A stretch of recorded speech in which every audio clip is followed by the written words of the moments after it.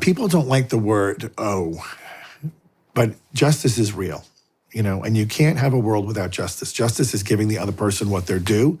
It's not a negative. If you say, I'm going to sell my car for $5,000, here's the $5,000, you get the car, justice has been served.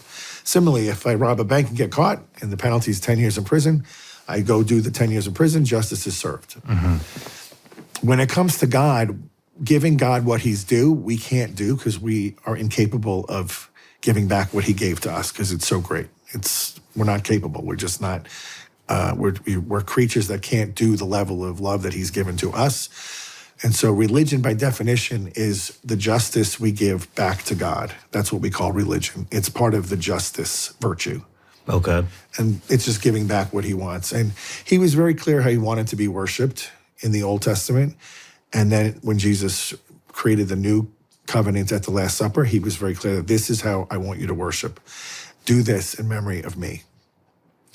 And we've been doing it ever since.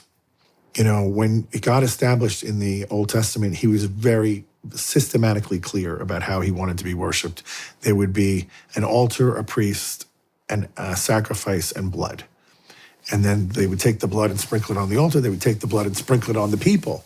And this was the way he said we're going to do worship.